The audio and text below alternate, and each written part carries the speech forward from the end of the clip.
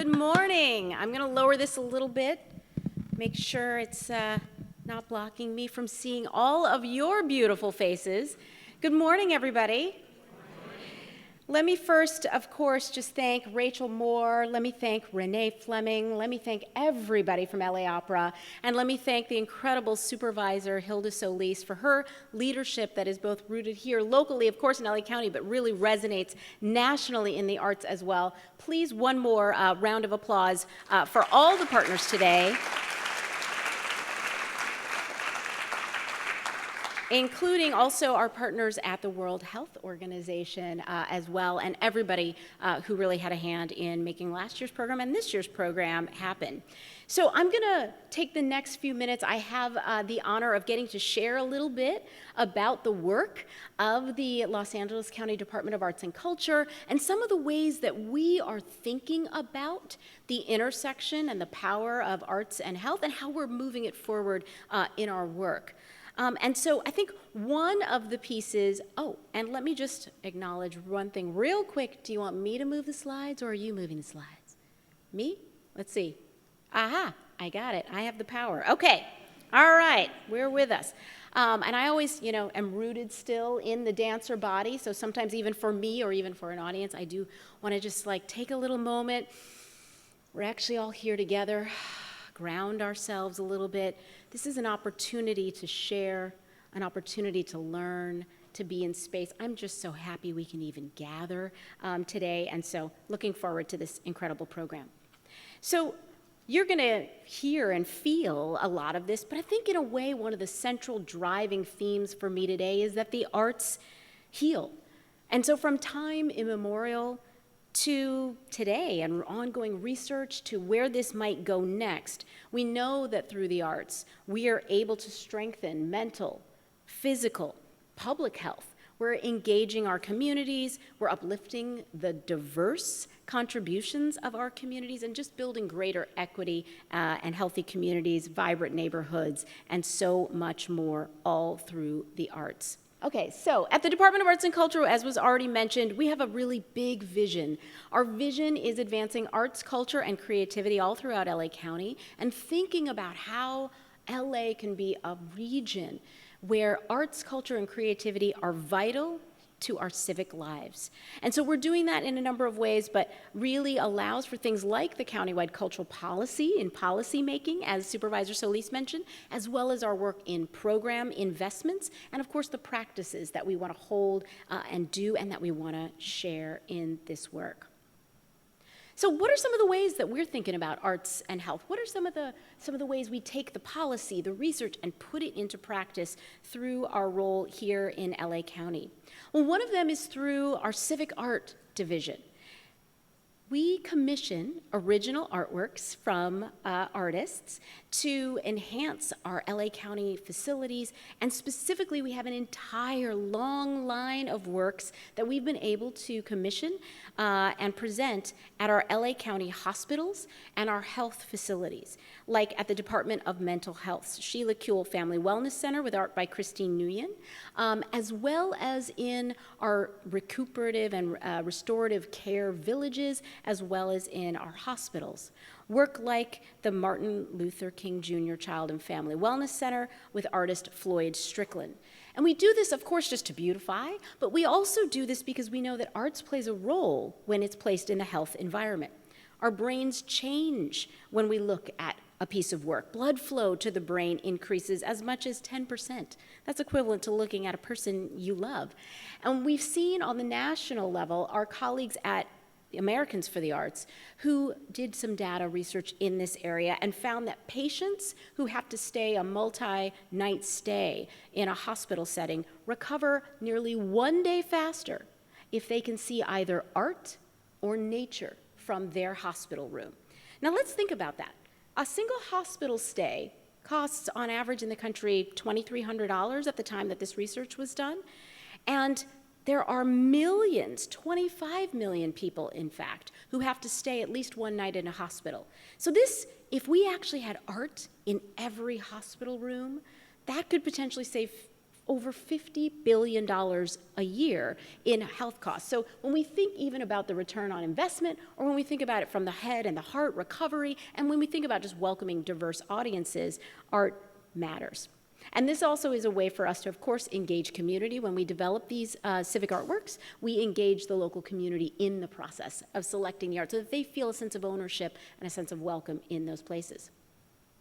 But art has also been a way that we have been able to address traumas in our past. So this is an incredible artwork by a locally based Los Angeles artist named Fang Huynh. The piece is called Sobrevivir, and there's so much on this piece you may want to actually go and look it up. The piece was created in memory of the practices of coerced sterilization of women that terribly, unfortunately, occurred at what is now known as LA General Medical Center, formerly known as LAC-USC, and actually a practice all across the country and around the world. And so while the artwork cannot reverse the harm, the LA County Board of Supervisors issued an apology and said, and we want something to commemorate this. And so this powerful artwork included community engagement with those impacted, but also put forward their strength, their resiliency, and their experience to ground our LA County Health and Hospitals and our leaders to say, this will never happen again, and we stand for health equity, health justice, and healing. We're also moving forward arts and health in the realm of arts education and youth development. Through our work, I'm really proud that we coordinate the largest public-private collective impact initiative in arts education called the Arts Ed Collective, and we'll be celebrating the 20th anniversary of this work with so many partners, too many to name, funders, teaching artists, school districts, and so on. And so we have also been leaning into the connections between arts and health when we think about the role of arts and youth development.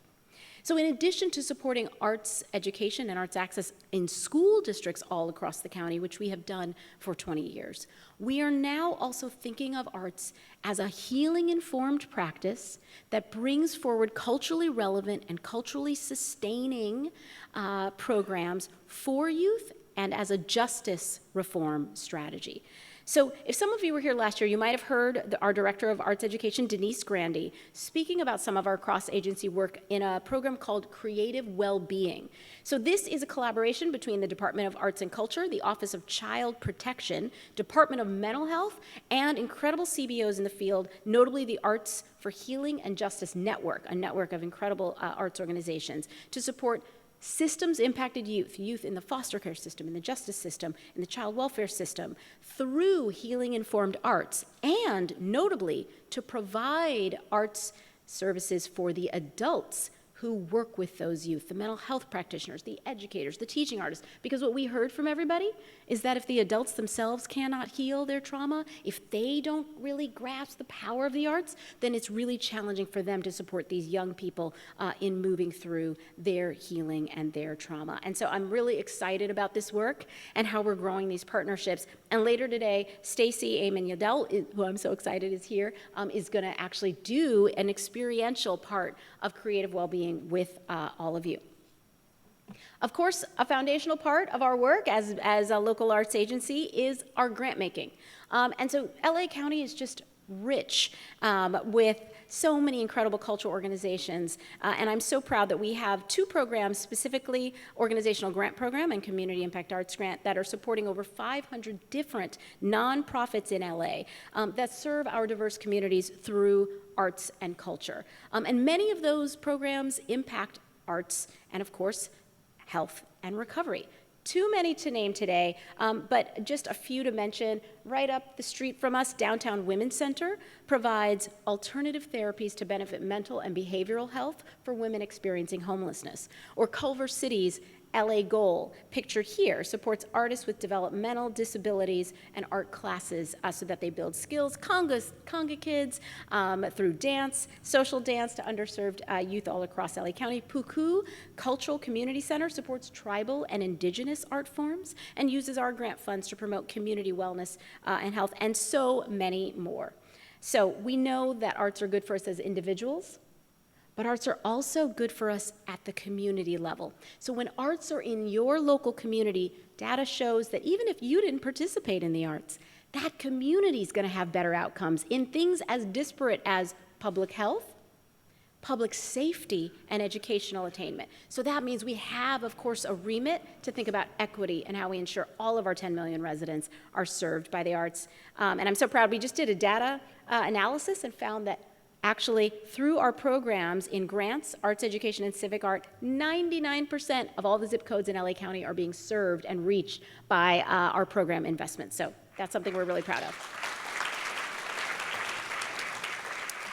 A couple last things that I just want to highlight, a few last things here, is that we also are really leaning into cross-sector arts collaboration. That's essentially our word for how do the arts show up when we're thinking about other sectors. And one of the ways we do that is by supporting other county initiatives. So things like mental health and their initiatives, or the previous We Rise initiative, things like LA versus Hate, things like events that was called the Healing Space, and so many others. And another way that we do that is through the Creative Strategist Artist in Residence program, where we're placing artists, y'all, in other county departments. We have spearheaded 9 incredible residencies from immigrant affairs to parks to libraries to mental health and beyond. And thank you to Kim Glan, who manages that program and is here today. And also, I want to mention Carol Zell, who you're going to hear from today, is the current artist in residence with the Aging and Disabilities Department. So very exciting work that Carol has been able to do, programming together with and for our older adults. So as we're going to hear, so many incredible things on our program today from our colleagues, I'm just very excited that we're all so deeply aware of the benefits and the power of this work, and that we're coming together through a lens of cultural equity to uplift what it is, to learn and share, and to actually physically even get up and experience some of it today. I'm thrilled for the conversation that I am going to be having next, and the conversations all throughout the day.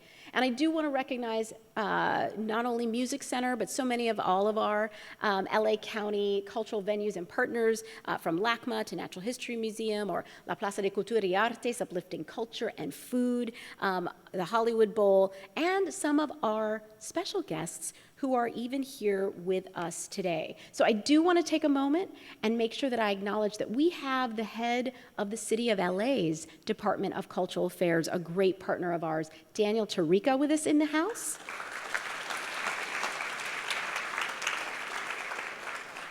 Incredible programs that they are leading as well. We also have state leadership with us. So we have the executive director of the California Arts Council, Jonathan Mosconi, with us today. And the chair of the California Arts Council, Chelo Montoya, who also serves, by the way, as LA County Museum of Art's Assistant Vice President of Education and Public Programs. And we have also incredible funders, so many partners. Sarah Lighting was mentioned earlier today. We have folks from LA Cares with us. We know many others. We have appointed arts commissioners on the LA County Arts Commission who are here or will be joining us. I see at least one of them here, Anita Ortiz. Why don't you wave and stand up? If there are any other commissioners, please be acknowledged. Thank you so much for all that you do.